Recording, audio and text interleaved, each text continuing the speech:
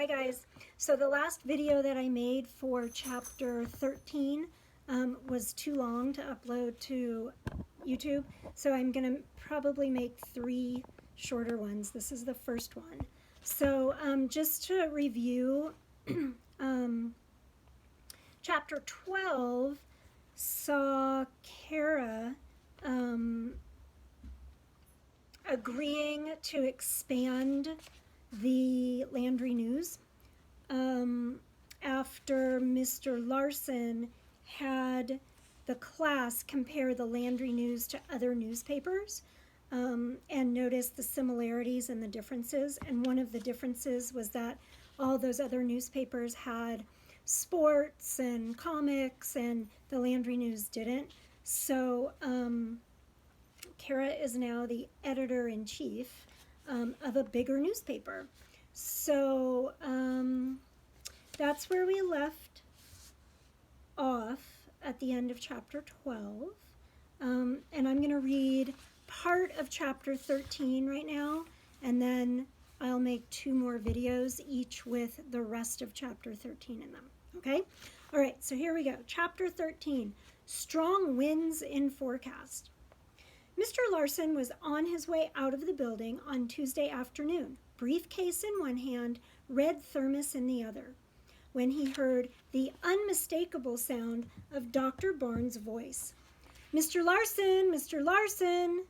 Dr. Barnes was trotting down the hall toward him, puffing, his face red. Turning around, Mr. Larson managed to put a neutral expression on his face. He said, "Hi, Phil. How's it going?" Dr. Barnes winced. He preferred to be called Dr. Barnes or Principal Barnes, but Mr. Larson always called him Phil. "What are you doing?" Dr. Barnes asked incredulously. "It's 3:30. Thought I'd go home for the night," said Mr. Larson. Patting his forehead with a handkerchief, Dr. Barnes said, "Didn't you get my memo? We have a meeting today, right now, and you're 15 minutes late." Said Mr. Larson. "Guess I didn't get your note." "But how could you have missed it?" asked Dr. Barnes. "Mrs. Cormier put it in your mailbox on Friday afternoon. Didn't you get your mail this morning?" Mr. Larson smiled and shrugged. "Guess not." Dr. Barnes turned and motioned, and Mr. Larson began following him down the hall toward the office. Dr. Barnes said, "I'm glad I caught you. You're supposed to get your mail every morning, you know. Your mailbox is an important channel of faculty communication."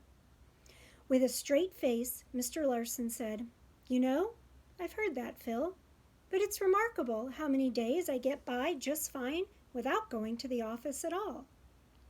Dr. Barnes ignored this comment and opened the door that went directly into his office from the hallway. He held the door, letting Mr. Larson squeeze past him to go in first. Shutting the door, Dr. Barnes motioned to the chair in front of his desk. Mr. Larson put his thermos and briefcase on the floor beside the chair, sat down, and crossed his long legs.